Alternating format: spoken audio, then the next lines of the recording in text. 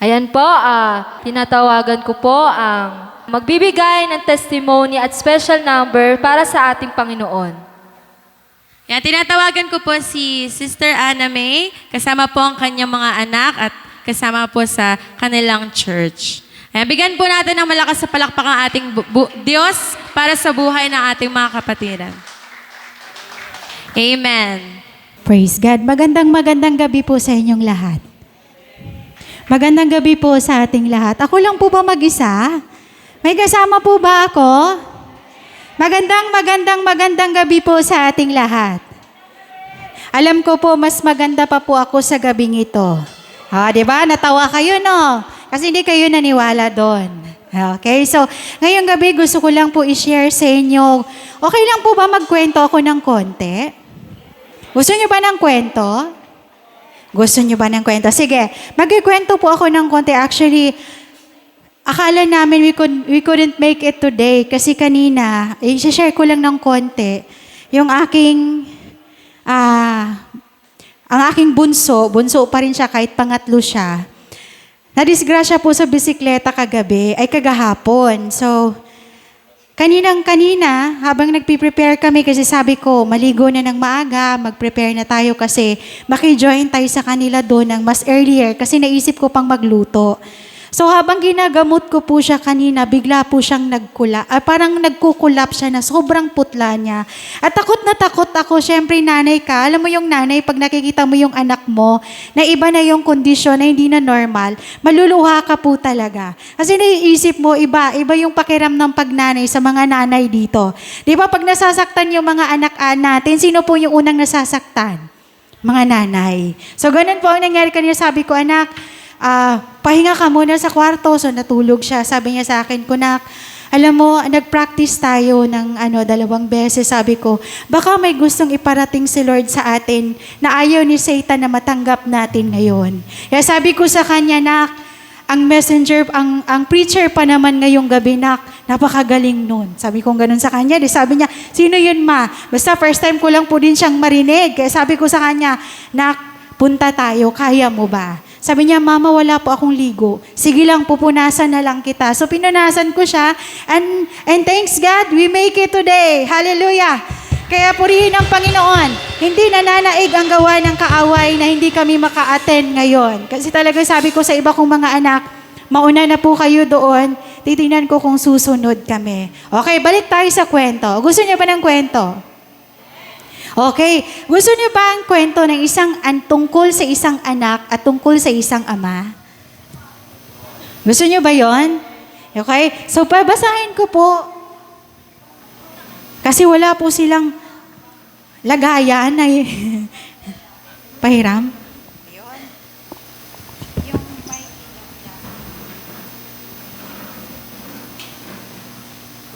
Oh, may parcel pa po dito, oh. Bayad na kaya to? Bayad na ba to? Ay, bayad na. Ayan, so, ngayong gabi, magkikwento lang po ako sa inyo tungkol sa isang pagmamahal ng isang ama sa kanyang anak. So, I will barrier your eyes, your ears, and your heart, na pakinggan po natin yung kwento. Sandali lang naman ho ito. Ito'y tungkol sa isang parable of the prodigal son na makikita sa Luke 15:11-24. Dahil ako po ang may hawak ng mikropono ngayon, ako lang po yung maganda ngayong gabi. Okay, tingin sa maganda. Yan ang gusto ko. Okay? Sige, babasahin ko po at habang binabasa ko po ito, namnamin niyo po ang kwento. Although marami na pong nakakarinig sa kwentong to, pero gusto ko pa rin i-share sa inyo ngayon dahil ang theme natin ngayon is revive, restore, and return. Okay, ito po ang tumpak na kwento ng Bible na alam ko si Messenger as a preacher mamaya, meron din po siyang kwento. Okay, so this is the parable of the prodigal son. And he said, there was a man who had 2 sons, and the younger of them said to his father, Father, give me the share of the property that is coming to me. And he divided his property between them. Not many days later, the younger son gathered all he had and took a journey into a far country And there he squandered his property in reckless living. And when he had spent everything, a severe famine arose in that country, and he began to be in need. So he went and hired himself to one of the citizens of that country, who sent him into his fields to feed pigs. He was longing to be fed with the pods that the pig ate, and no one gave him anything. Tagalugin ko po mamaya. But when he came to himself, he said, "How many of my father's hired servants have more than enough bread, but I perish here with hunger? I will arise and go to my father and say to him, 'Father, I have sinned against heaven and before you. I am no longer worthy to be called your son. Treat me as one of your hired servants.' And he rose and he came to his father. But when he was still a long way off, his father saw him and felt compassion and ran and embraced and kissed him. And the son said to him, 'Father, I have sinned against between heaven and before you. I am no longer worthy to be called your son.' But the father said to his servants, 'Bring quickly the best robe and put it on him. Put a ring on his finger and shoes on his feet. And bring the fattened calf and kill it. Let us celebrate and eat. For my son was dead and is alive again. He was lost, is found, and they began to celebrate." Tagalugin ko po sa maiksing kwento. Merong isang tatay na may 2 anak. Ang bunsong kapatid, hindi pa nga namatay ang kanyang tatay, kinuha na po ang kanyang kayamanan na parang pinatay na niya ang kanyang tatay. At nung nakuha na ang kanyang kayamanan, pumunta po siya sa malayong lugar at winaldas niya lahat ng kanyang pera sa lahat ng uri ng kasalanan. Nung umabot na sa tagutom, ang sabi niya, "Sa bahay ng aking ama, maraming pagkain ang mga servant niya.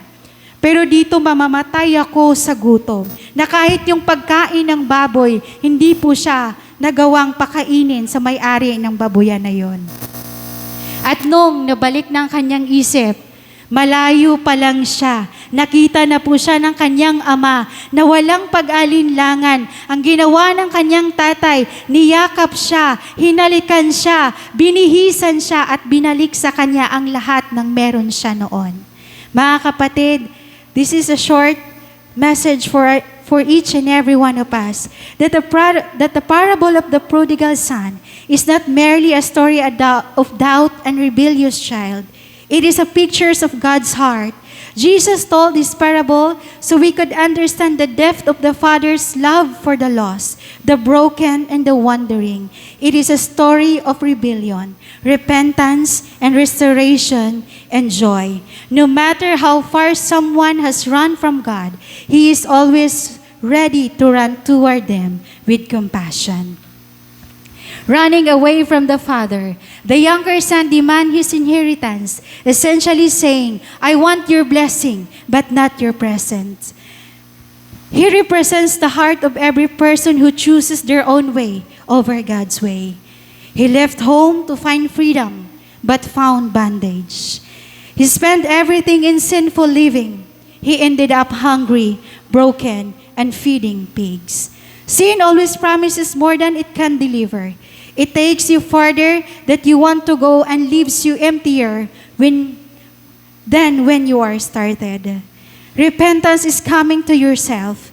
In the lowest moment of the Bible says, He came to Himself. The true repentance begins when we finally see our condition through God's eyes. He admitted his sin.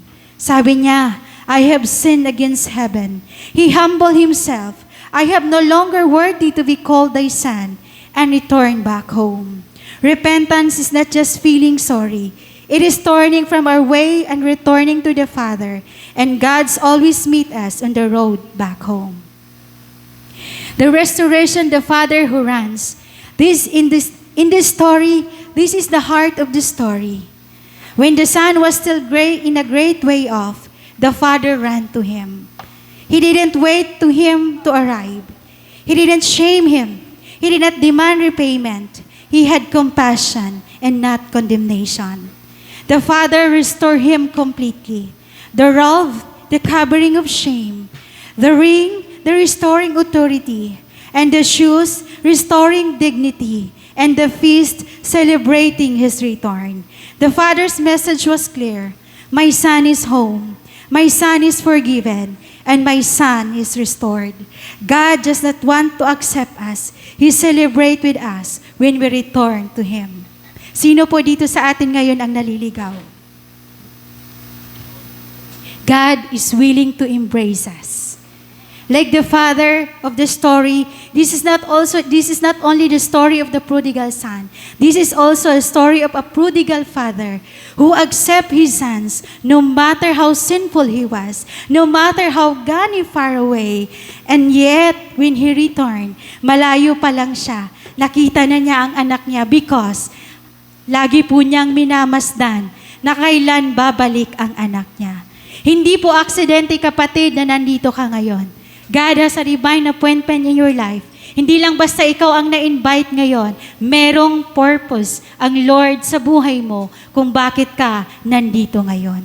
And today, let us celebrate the goodness of God because when we come back to Jesus, He is willing to accept us. He is willing to embrace us. And He is willing to love us and restore everything what we have lost before.